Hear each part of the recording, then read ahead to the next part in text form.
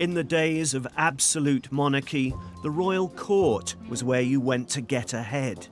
It was the nation's heart of power, influence and money.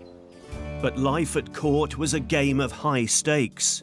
It could make you, or it could break you. Even kings and queens could lose a crown by misjudging the mood at court. Fortunes rose and fell. Richard II was the first English king to use art and rhetoric to build a sophisticated court. It gave his reign a new aura. Richard wanted to take the monarchy to a whole new level. Until his day, the king was first among equals. Leader of the gang, sure, but still one of the chaps. Instead, Richard craved absolute power, veneration, the aura of divinity even. He was the first monarch who insisted on being addressed as Your Highness, Your Majesty, even Your High Royal Presence. Richard still needed fearless warriors like kings before him. The art of chivalry was as important as ever. Now there were new ways to flatter and indulge a king. It's pretty hot in the old kitchens of Richard II. Dress to impress. Tell stories. Geoffrey Chaucer, the first great superstar of English letters. But Richard was a tricky customer. Everything about his life was different and odd and other. Being close to him brought many a courtier to a sticky end. He could be spiky, thin-skinned, peevish, oversensitive, effete. He could be the best of friends and company, the next minute turn wrathful and difficult. He was unpredictable. He liked the finer things in life, like clothes, food, architecture. He had an artistic sensibility at a time when nobody had heard of such a thing. He was married twice, but had close male friends about whom rumours circulated. Richard was altogether too complicated, too modern for his time, and he would pay the price for that.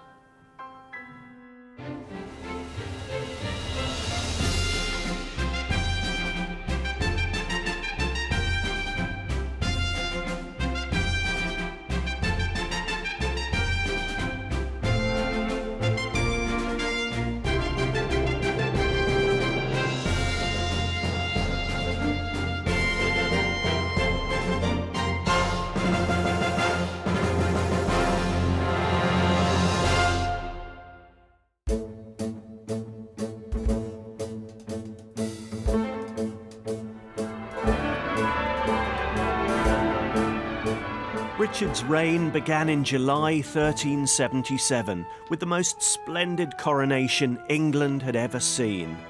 A cavalcade of 3,000 courtiers paraded through the streets of London to Westminster. A red carpet marked the route into the Abbey and up to the high altar. As one chronicler wrote, it was a day of joyful gladness and of the braying of trumpets. At the heart of all this fanfare and flummery was a 10-year-old child. Richard was the youngest king ever crowned here at the Abbey. The oppressive grandeur of the occasion, the sheer immensity of this old place. Even now, one feels the weight of the fabric, the stone, the history upon you, pressing down. How much more of a burden, then, upon the frail shoulders of a child barely out of short trousers. Richard wasn't the only one quaking at the knees. For most courtiers, this was their first chance to get close to their new king, and first impressions mattered. The burden of the great occasion weighed heavily on everyone present, every courtier, every guest, every bishop and servant. Each knew that they had to fulfill their role perfectly, because the merest misstep or hiccup to the superstitious medieval mind was a portent of doom, overshadowing Richard's reign before it had even begun. Preeminent amongst the grand array of courtiers was the king's champion. He rode a magnificent charger and wore a full suit of armour, while offering mortal combat to anyone who opposed Richard's rule. No courtier was more important than the king's champion, and it was his role to proclaim aloud, "If there be any man of high degree or low that will say that this our sovereign liege, Lord Richard, ought not of right to be King of England crowned, I'm ready now till the last hour of my breath with my body to beat him like a false man or a traitor."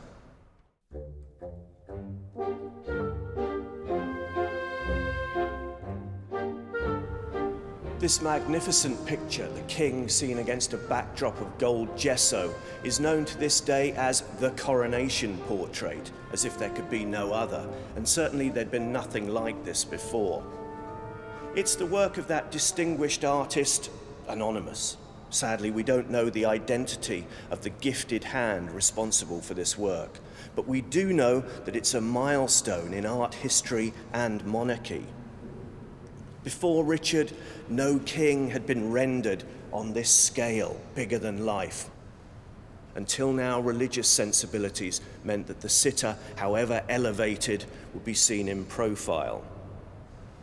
But Richard presumed to address the viewer directly, looking straight into his eyes. What this is saying is, here's a young man who believes, who understands in his bones that his calling is from on high, from God himself. This is the beginning of an aura of divinity around kingship.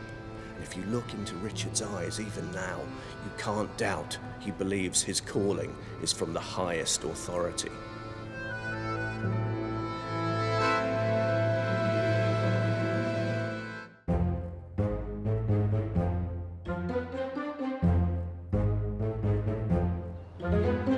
If you wanted to get ahead in Richard's court, you had to be ahead of the latest fashions.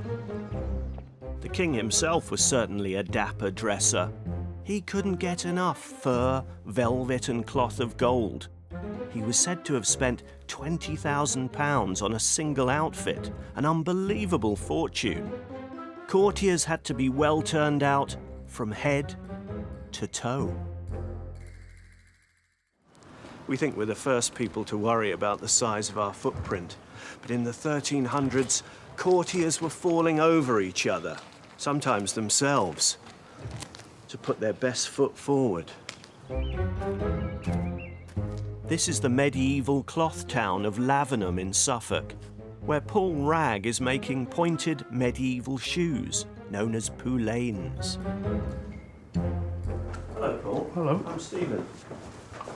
How are you? Fine, thank you. Proper little Elms workshop you've got going on. Can I sit down? Yeah, please do. Yeah. So what are you doing? Making a pair of shoes, a pair of poulaines. Like nothing I've ever seen before. How on earth would you even go about making a pair like that? Well, first of all, I would make a pattern of your feet, take a drawing around your feet, and then measurements across and around. And then I'd transpose that onto a piece of leather, and then I would sew them inside out along this, what we call the lasting seam. And when the shoe's ready for turning, it's soaked in water and then turned. Were there any rules that you're aware of determining who could wear what, Paul? The length of the shoe was commensurate with your sort of status in society. So if you were a lowly status, you would only be allowed a very short poulaine. If you were sort of royal, kingly sort of status, these could be as long as you like. The sky's the limit. Now, I know you've kindly been making a pair of poulaines for me. Are these them? No. Yours are... They're finished. Yours are here. In fashionable red. Wow, get a load of those. I was hoping for a long pair, but these will do. Love to try them. Please do. And to complete the look... And we'll get this heavy. hat as well. Hat as well, seriously? Yep. Okay. Somewhere I can just slip into something less comfortable. Through there. Okay, thank you. Have fun.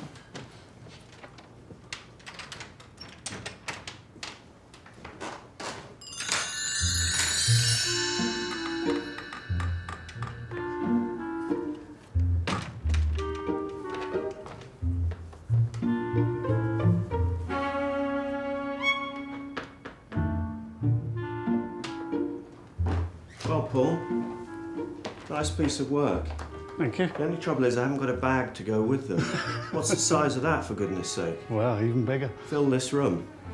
To be honest with you, and I don't want to hurt your feelings, they're not for every day, No. are they? No. I mean, cycling's out, the allotment. I think this is some of the finest cobblers I've ever been involved with, Paul. Thank you very much. Thank you. God bless you. Thank you. Very good.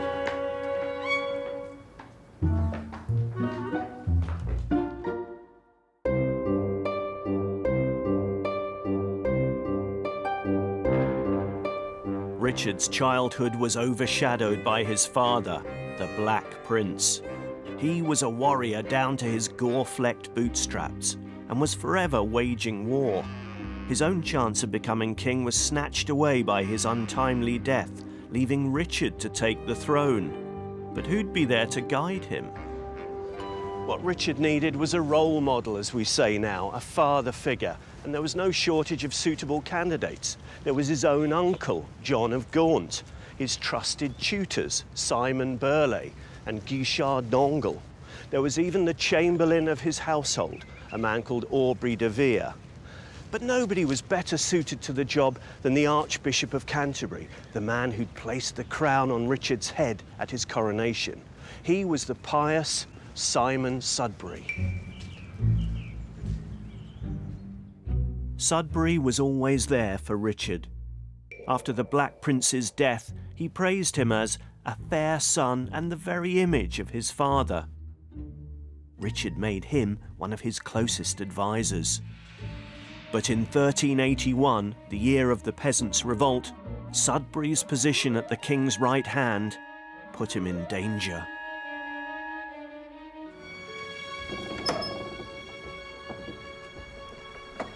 The ugly truth was that when things turned nasty, there was nothing the mob liked better than exacting revenge against the king by killing someone he loved. And that dire fate befell the king's father figure, Simon Sudbury, tragically for Richard, and for Simon too, of course.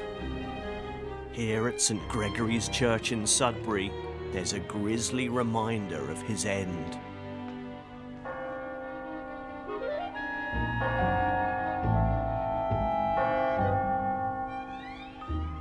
Good afternoon, Vicar. How are you? Good afternoon, Stephen. Welcome to St. Gregory's. Thank you very much. I believe you have a fascinating relic of Simon Sudbury. Yes, Is that right? You could call it a relic. Yes, we have. Come this way, Stephen. Lovely. So that the head's behind here. The head? The It's a head. head. It's a head. There we are. Goodness. That's the head of Simon of Sudbury. And as you see, it's a head. It's not a skull because there's little bits of flesh and skin and cartilage. And How did they achieve that mummification process? Well, the story is that he was beheaded in the White Tower as part of the Peasants' Revolt.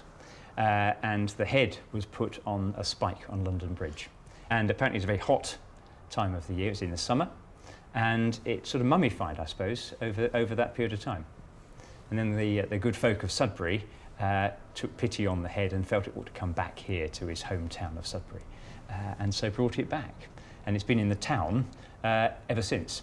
So well over 600 years. So can we take him out and have a look at him and give him a twirl? Or We can't touch him, I'm afraid, No. but I can tell you a little bit more about him if Please you like, do, because yeah. having seen it myself on another occasion, on the back of the head, you can actually see marks where the attempted beheading took place. And the story goes that it took 7 blows to take that head off, which must have been horrific.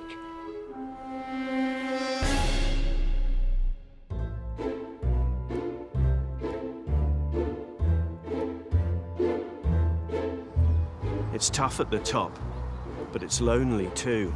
And throughout history, leaders, monarchs have surrounded themselves with their special people, intimates, familiars, favourites, those with whom they could talk in an unguarded way, removed from the strictures of court life. But it's a slippery business being a favourite. It tends to breed suspicion, enmity, bitter hatred, controversy. And that was never truer than in the case of Richard.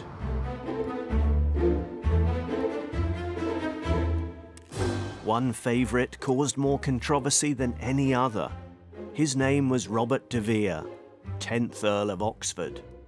This was Robert de Vere's home. His relationship with Richard was so close, it provoked resentment, even scandal. Perhaps those two things were connected. Thomas Walsingham, a leading chronicler of the day, a man who could give any modern tabloid journalist a run for his money, wrote of the king's relationship like this. According to rumour, his closeness to Lord Robert and his deep love and affection for him was not without some taint of an obscene relationship. Or as Walsingham put it in Latin, the king was guilty of familiaritatis obscenae. Next door to the castle, de Vere's descendant, Demetra Lindsay, still lives in the family home.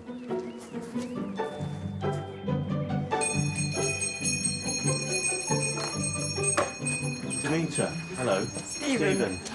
How are you? Very nice to see you. Come in. Thank you. Smashing place.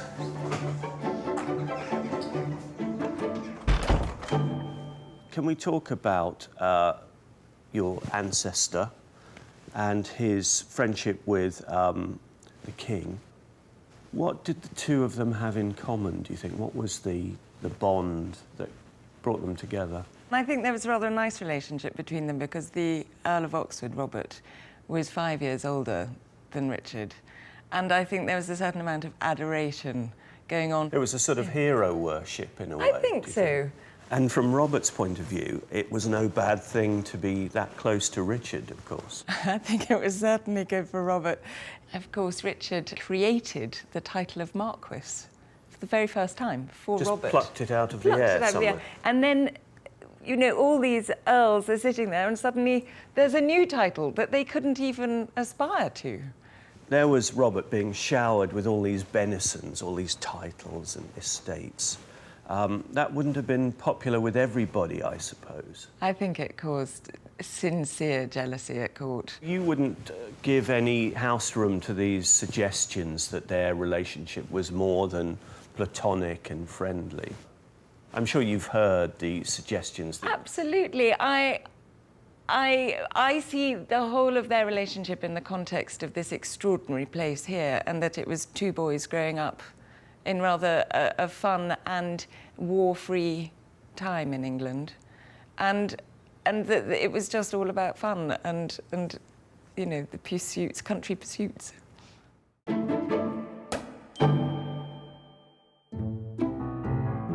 But de Vere and Richard's other favourites were heading for a fall. In 1387, a group of leading nobles took control of the government by force and executed or exiled Richard's closest friends. De Vere was banished to France, where he died in poverty 2 years later. Richard arranged for his casket to be returned to England, and there's this touching contemporary account of the funeral. Richard took care to open the cypress wood coffin in which the body lay after being embalmed. He looked long at the face and touched it with his finger, publicly showing to Robert when dead the affection which he'd shown him previously when alive.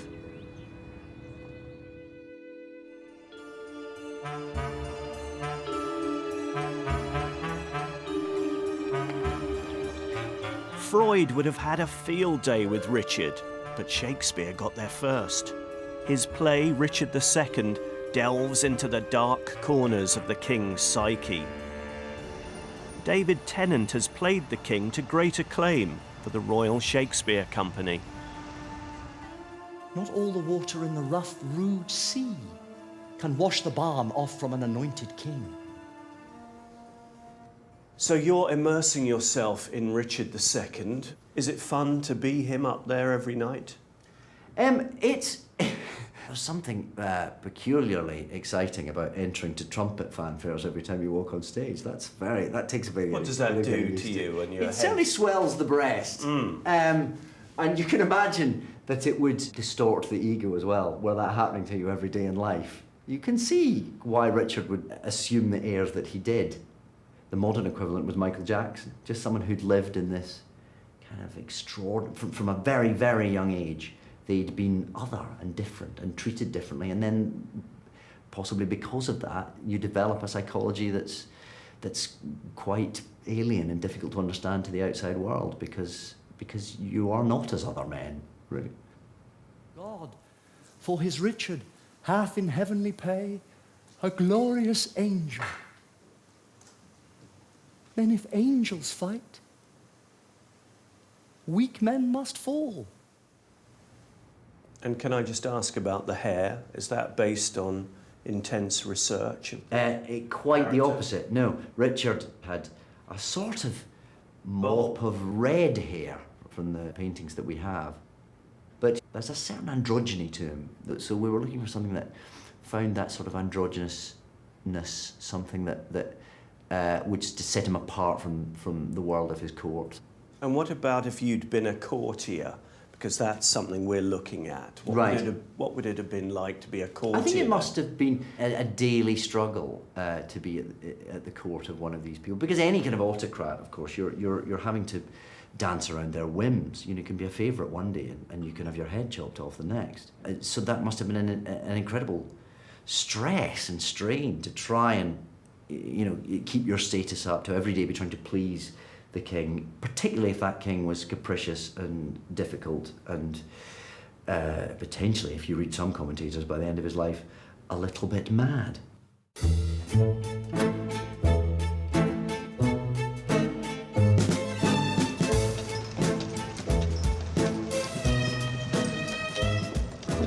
In the Middle Ages, it wasn't enough for the king to rule. He had to be seen to be ruling. And the best way to guard against fear and intrigue and rumour and plotting was for the king himself to appear in your town or village or hamlet. Then you knew who was in charge. Richard was always on the road making circuits of his kingdom. They were known as gyrations. In one 4-month period, he set off from King's Langley, then went to Thame, Woodstock, Northleach, Gloucester, Worcester, before heading north and then returning via Northampton, Newport Pagnell and Dunstable to King's Langley. A few months later, he fetched up here, Leeds Castle. The Bishop of Ely confided despairingly to his household ledger in the 1380s that he'd been visited by a multitudinae copiosa, a copious multitude, or in layman's terms, the place was rammed. To attend to his needs on the road, Richard somehow got by with no more than 1,000 courtiers. There were court officials, men-at-arms, household servants, camp followers. And after he married Anne of Bohemia, she and her household of 120 retainers, well, they went everywhere as well. As the chronicler Walsingham put it, Richard was guilty of non offerere sed alferere, which, as we all know, means taking and not giving. In theory, a visit from the king would be a signal honour.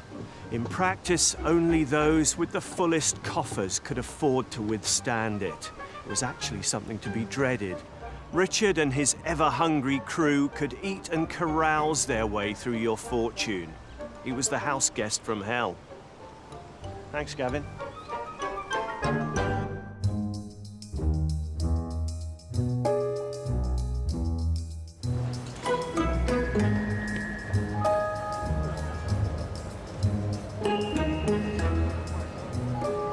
In the Middle Ages, court was a place for the chaps. Going to war, defending the realm, that was the stuff that the boys got up to. And a powerful woman around the place tended to mean instability, even civil war. So nobody liked to see that. But that all changed with Richard's mother, the, how to put it, colourful, perhaps scarlet Joan of Kent. She was the sex bomb of the Middle Ages. She loved her rocks and she loved her frocks. The tighter and more plunging, the better. Scandalously, she was married to 2 different men at the same time, and neither of them was Richard's father. Joan put her charms to good use by patching up Richard's quarrels. During one blazing row between Richard and his uncle, an onlooker noted that, at length by the praiseworthy mediation of the Lady Joan, the discord was put to sleep. Joan was a trailblazer. Where she led, other women followed. Here at the Victoria and Albert Museum in London, there's an extraordinary picture of women at court. The Devonshire hunting tapestries, as they're known, run for 133 feet. And for me, they're the greatest depiction of courtly life in the Middle Ages. This party are actually out hunting. It's an exercise in falconry, but it looks more like a garden party, doesn't it? The striking thing about it is how many women there are in the scene. It's like a beautiful fashion plate. As far as you look, the eye is caught by pearls, headdresses, lovely, rich, flowing robes with long trains.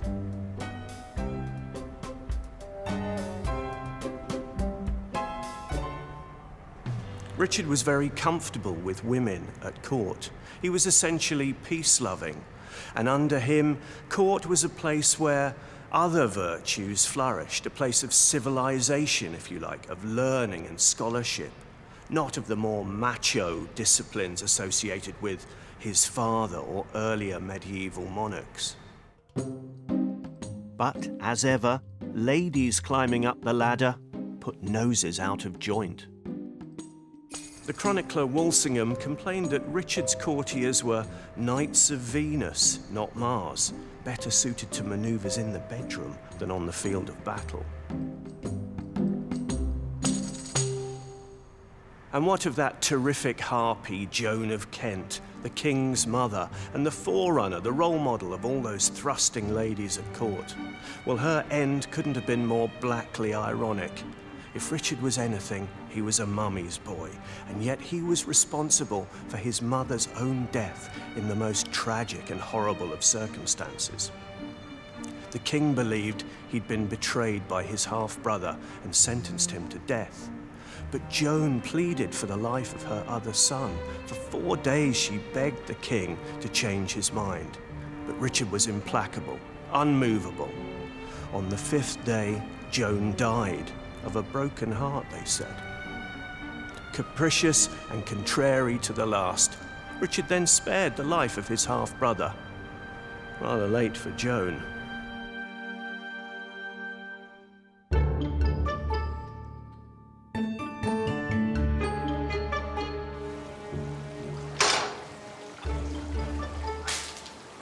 Phew, getting pretty funky in here.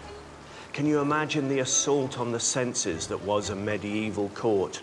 All those nobles, their staff and servants huddled close together, with the aroma on them of their livestock, their beasts, and the last few meals they ate. If you wanted to get ahead at court, you had to pinch your nose and dive right in. Now, Richard was a fastidious fellow. He insisted on cleanliness and demanded it of those around him, as this top-level reconstruction may help us to imagine. For the first time, really, since Roman England, the bath began to make a bit of a comeback, and that was largely thanks to the king. At a palace in London, alas, sadly now lost, Richard established a kind of grande privé for himself, actually something like a Turkish bath, on a little islet or island in the middle of the Thames. And there he would luxuriate, surrounded by 2,000 hand-painted tiles, while hot and cold running water, can you imagine the novelty, gushed from taps into his bath. Nor were his courtiers deprived. Bear in mind, this is a time when it wasn't only the great unwashed who tended to go around unwashed. Richard had thought of their comfort and ease, and in the palace proper, they had latrines which they could use. Now, historians have been looking for conclusive proof of these latrines, but so far they have nothing to go on.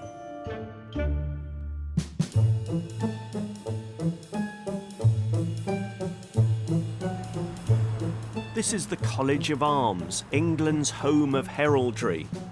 People come here to this day to have their coats of arms made. But alongside the distinctive shields of heraldry are the lesser-known badges. Courtiers wearing the King's badge proclaimed their allegiance, their true colours. York Herald Peter O'Donoghue is here to show me some of the oldest treasures in this collection.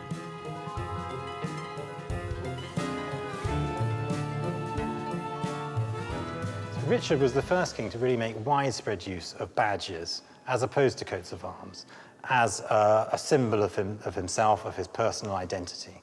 Whereas the coat of arms is specific to the king and it's about kingship and lineage, the badge can be used much more widely. It was a way of recruiting what we might call an affinity. A bunch of men around the country, all of whom were bound personally to him by their acceptance of the badge. And this manuscript here gives us a nice illustration of the badges that he used. The broom cod, of course, the Plantagenet symbol. The sun badge. The white hart. That's the device most commonly associated with Richard. Yeah, it's a badge with strong association with Christ-like qualities of humility and sacrifice. And Richard strongly associated himself with those characteristics. All right, you had the King's badge, the King's colour. Was that a sort of signifier that you would one day receive money from him, or why would you? Not necessarily money, influence and connections. And that's really how a lot of justice was seen to be carried out in that time. So if you wore the King's badge, you might find you didn't get as much trouble from the local justices. You might find that you're recruited to put pressure on people. Gentry families that are on the wrong side of a question might find gangs of ruffians wearing a badge outside their gates, making trouble, smashing things up. You mentioned gangs. It does sound a bit like gang warfare. It sounds like LA, the Bloods and the Crips. Whose colours do you wear? It is an element of that, absolutely right, yeah. And that was very much how it was perceived at the time. It was known to be a problem. So Richard was very partial to a badge, found them extremely useful. In the long run, was he wise to rely on them quite as much as he did? I don't think he was, because I think that he was behaving more like a warlord, more like a magnate, and not as a king. Kings shouldn't behave like they're trying to recruit private armies. They are the state. They're a reflection of, an embodiment of the state. So for Richard to be actively seeking to recruit retainers in that private way, which was exactly the same thing that all the other noblemen did, was controversial, to say the least.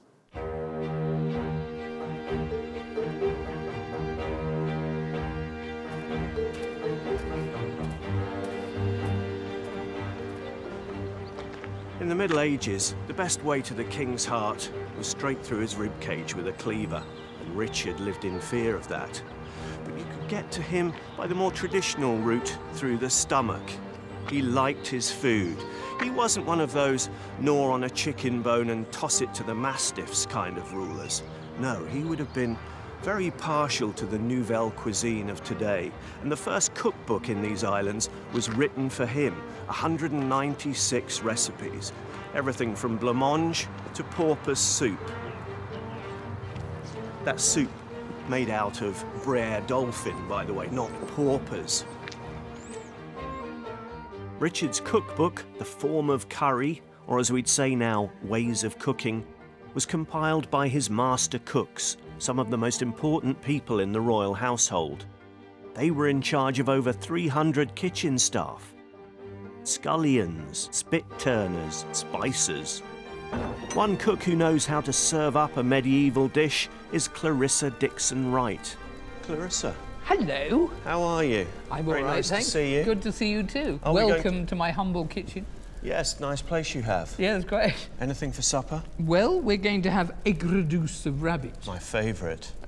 Can't beat an egg reduce. What on No. earth is that? Sweet and sour. Ah, heard you of know, that. your Chinese restaurant, you could have egg reduce pork balls or something.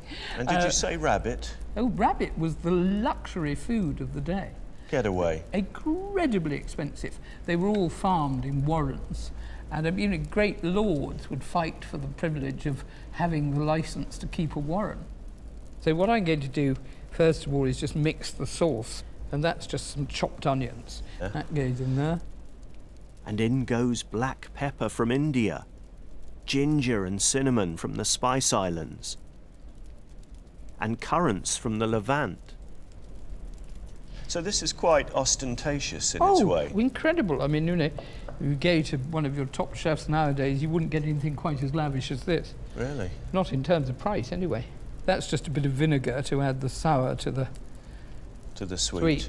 So, now, would you like to be my scullion? I'd be honoured. Ah, excellent. Right, what do I need to do? In with the rabbit? In with the rabbit. The whole lot, or Yes, all the making pieces. a good noise? There we go. Well done. It's pretty hot here. Yeah. I'm so glad I've got my suit on for Why it. do you think I'm Perfect. letting you do it? Yeah. It's pretty hot in the old kitchens of Richard II. Smells like Christmas. That's the cinnamon, isn't it? Yeah. How's that doing, would That's you say? perfect. Absolutely perfect. And then we leave that to cook Yes. for 35, 40 minutes, something like that. Feasts were gargantuan occasions. 2,000 guests at a time sat down at banqueting tables arranged over many rooms. They got through a staggering pile of food. This is a shopping list for one of Richard's feasts. And you've got all sorts of things. You've got curlew. And then 120 curlew, Yeah. mind you. Curlew apparently tastes like very lean beef. Do they? I met an old gamekeeper who'd had it. You look at it, there's a lot of salt meat because they salted everything down in winter, but then they have fresh meat to go alongside Yes, so it. you've got salt venison, fresh venison.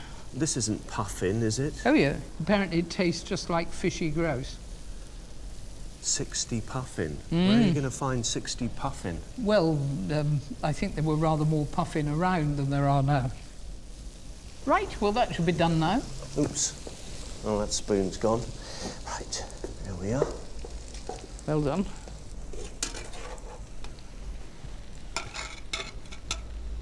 Couple of bits. Couple of bits. How's that to be going on with? Perfect. All I need now is a fork, of course. No, you wouldn't No have had fork? a fork. Really? Forks didn't come in. They were very eccentric, even in Tudor times. Were they? Yeah, Jacobeans really started using forks. So what do we do? Bare knuckle? Spoons. Of course. He was a great one, if you bringing your own spoon to the party. And the knife. Shall we tuck in? Why not? After you. Good? That's right. See what you think. That's nice. Good, isn't it? Good flavour. Lovely crunchy onions and currants. Oh, I think I'd come back here Nah. to the Middle Ages.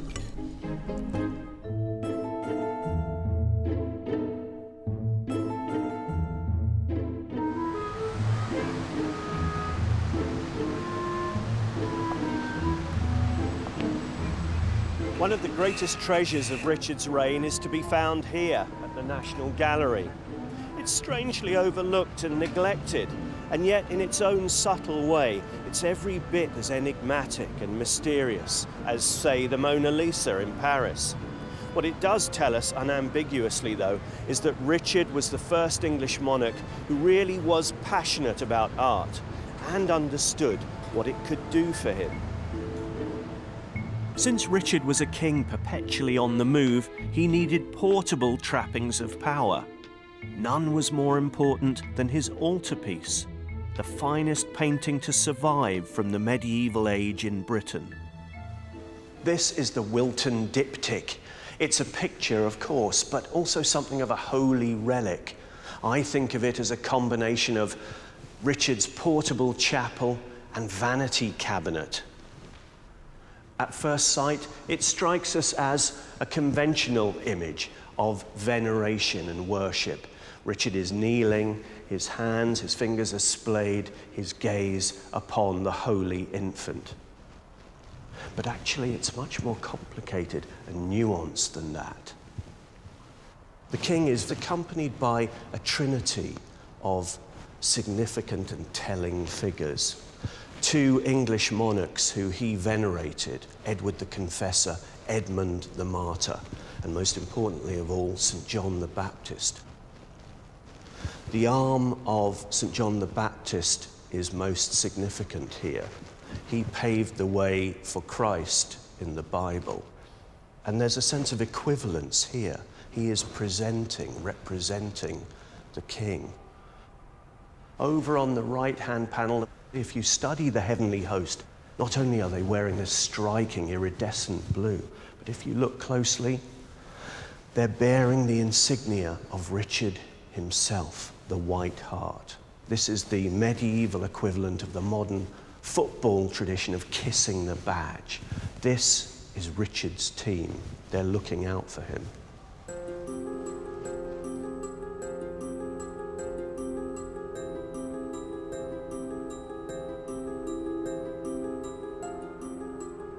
In its own charming and understated way at first, this piece represents overweening monarchical ambition. Richard and his artist are coming perilously close to the blasphemous idea that there's some sort of equivalence between the monarch, the flesh and blood man here on earth, and the Christ child.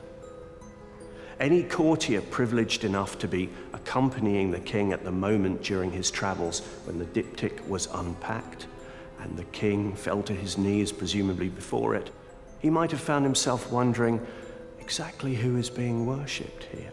Is the king perhaps adoring himself? And there was a further provocative clue, almost hidden away in the top of the right-hand panel. Above the standard that the angel is holding, the flag of St. George, there's a miniature representation, a cameo of England, this sceptred isle.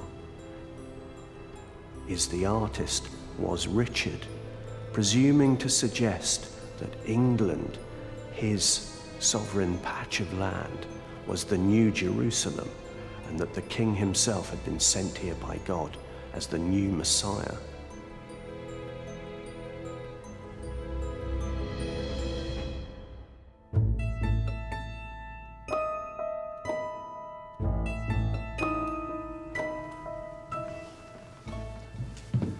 Now, we all lead busy lives, and by now you might be asking yourself, what did this Richard guy ever do for me?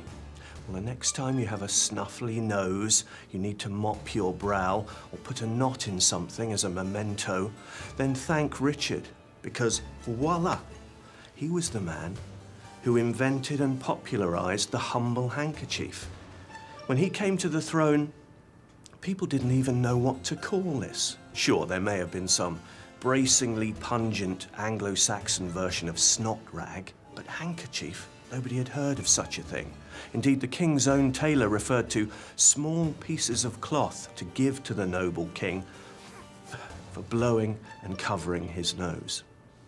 Richard turned this into perhaps the first English accessory, the accoutrement one had to be seen with at court. It's even suggested that Richard was in the habit of distributing his favourite silks and linens to his courtiers, so that if you had the king's hanky, you knew you were on the make.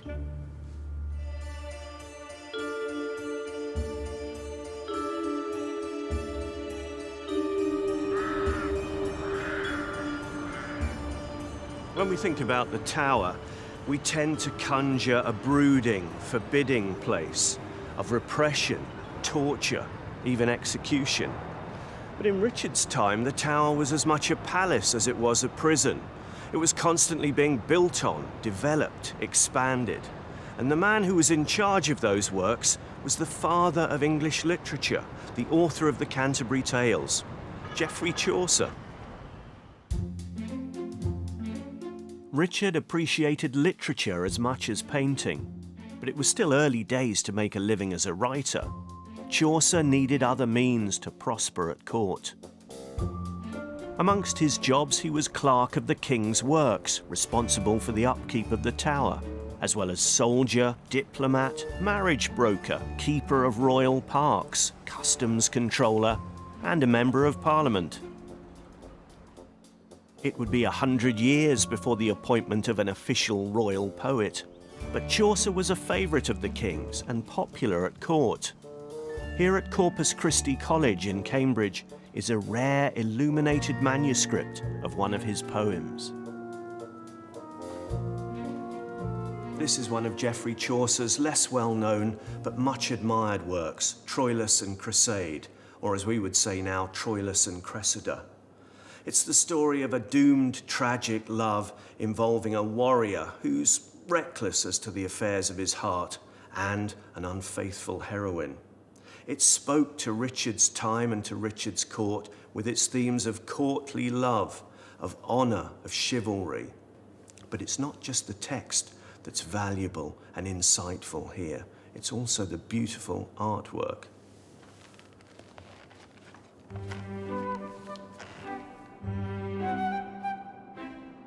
It's a beautifully achieved, eye-catching scene of an apparently changeless, enchanted Albion. There's Richard, the most brightly dressed of all, clad from head to foot in gold, even a gold hat. But strangely enough, he's not the centre of attention. That honour goes to, of all things, a writer, Geoffrey Chaucer himself, the first great superstar of English letters. Chaucer is declaiming his soon-to-be new bestseller, and, almost heretically, rather naughtily, he's not on a soapbox or anything, but in a pulpit. He has usurped the clergyman. The man of letters, it's suggested here, is on an equivalent footing with the man of the cloth, the man of God. All eyes are on the poet, waiting to hear what he's come up with next. All that is, except for Richard himself. He's standing at a little remove, and he's facing the rest of the crowd, the court, saying, "Are you not pleased?" He's reveling in his role as patron. He was an indirect patron of Chaucer himself, but more generally of a great flowering in the arts and culture in England. The first great era of English writing. If you could tell stories, if you could hold the king's attention, then you would prosper at court. For once, it really was true that the pen was mightier than the sword.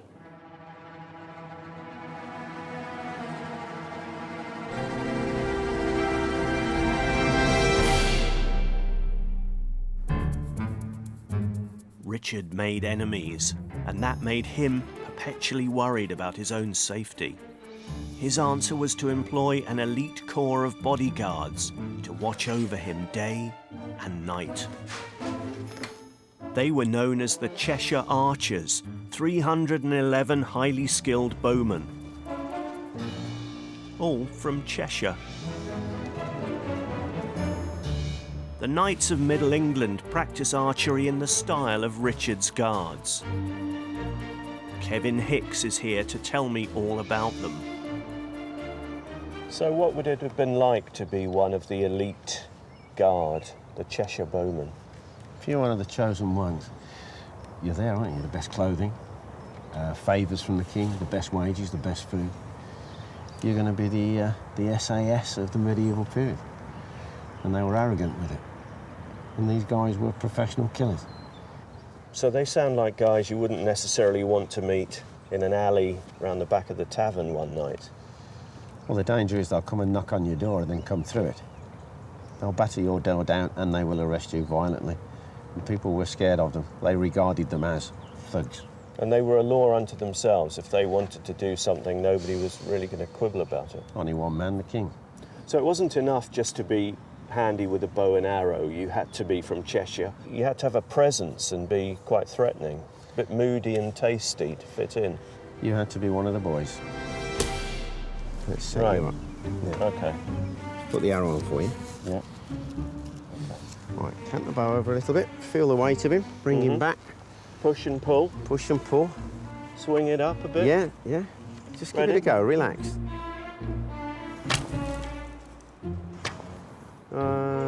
I'm probably overthinking it. Yeah, it's very simple. You've got the arrow on the wrong side of the bow. Yeah, I'm not overthinking that bit. So that rests there, does it? That's right, yeah. I feel like I want to grip it, but that would be wrong. That's how people often shoot themselves in the finger. Right, give it a go. Stand well back.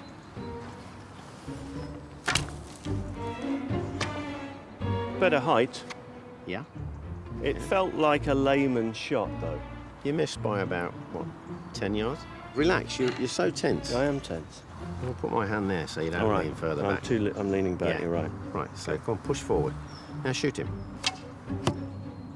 Hooray! In the target. You hit him in the knee. Do you want another go? Well, he'll feel it. Yeah. Shoot. There you go. Another hit. Well Thank done. you. Thank you, Kevin. I knew you could do it. Deep down inside, maybe.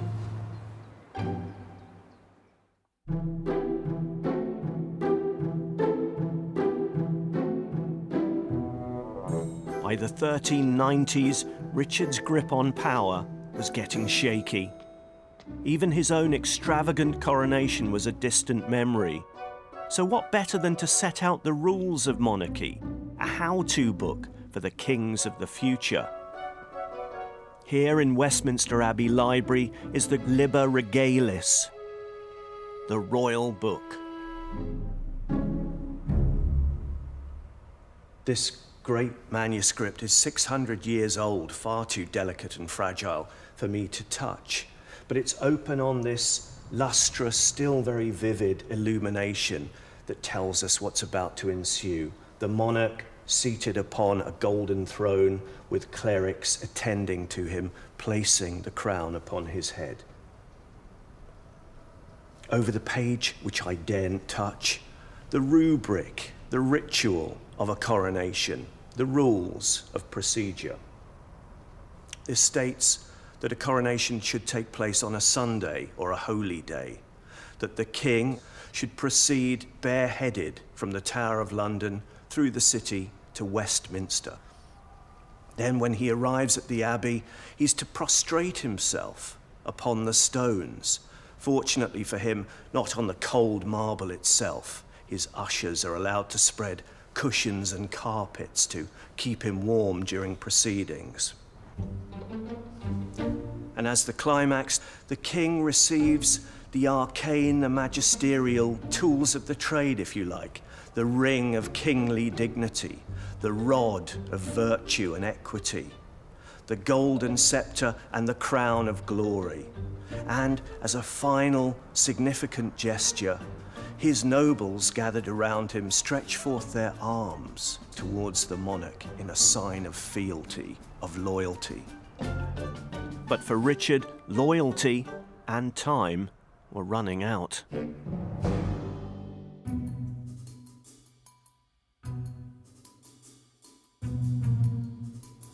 In April 1395, two London coppersmiths, Nicholas Broker and Godfrey Prest, won a prestigious contract to create two gilt bronze effigies of Richard and his wife for a tomb in Westminster Abbey.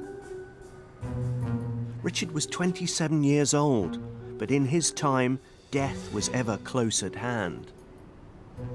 In the Middle Ages, it wasn't unknown for people of high birth to invest time and money in the afterlife, the design of their tombs and effigies. It was a way of ensuring one's legacy and also of creating a shrine, a place where one's loved ones and descendants could come and pray and intercede on your behalf to ensure that your soul spent as little time as possible in purgatory before ascending into heaven. But this was something different. This was one of the most expensive pieces of funerary architecture seen in medieval times. It was also unusual in that it's a double effigy. Richard reposes for all eternity alongside his first wife, Anne. The king approved a drawing of himself, now sadly lost, and Broker and Prest were expressly ordered to copy it. To strive for such a true likeness was highly unusual for the time. This is a supreme statement of medieval refinement, almost a contradiction in terms until Richard came along, and it throws forward to the sophistication of the Renaissance. If ever you were looking for proof that Richard had changed art, portraiture, then here it is in his eternal monument, cast for the ages. Richard can hardly have imagined the tomb would be completed in the nick of time. He'd become paranoid and tyrannical. Rashly seizing the lands of his cousin, Henry, proved his final undoing. Henry led an uprising against Richard, whom he imprisoned and forced to abdicate. A few months later, in February 1400, Richard was found starved to death.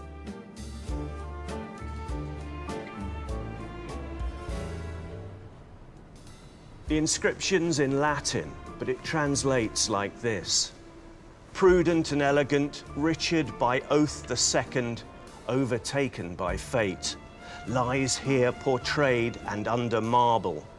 He was true in speech and full of reason, noble in body and judicious in mind like Homer. He overthrew the proud and threw down whoever violated the royal prerogative. O merciful Christ, to whom he was devoted, O Baptist, whom he venerated, may you, by your prayers, save him.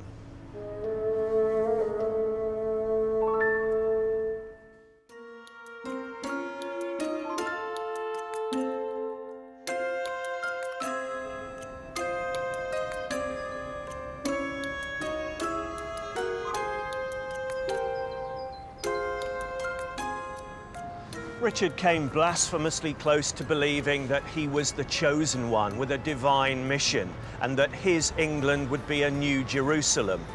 Instead, it was something as exotic and almost as wonderful, a new Xanadu. Wherever his ever-restless court went was a pleasure dome of all that was finest in life. The arts, sculpture, painting, writing, fine living, food, drink, fancy clothes. The trouble with Richard was, although he was a terrific patron of the arts, he was a lousy king. And his legacy, like the man himself, is conflicted and contrary. On the one hand, he ushered in the first golden age in the English arts, if you like. On the other hand, he bequeathed us the divine right of kings, a tyrant's charter to amass wealth illegally and slaughter willy-nilly. Richard's reign is also one of the great what-if moments in British history. What if he hadn't fallen out so badly with his cousin? What if he hadn't pampered and spoiled those pets, those favourites of his at court?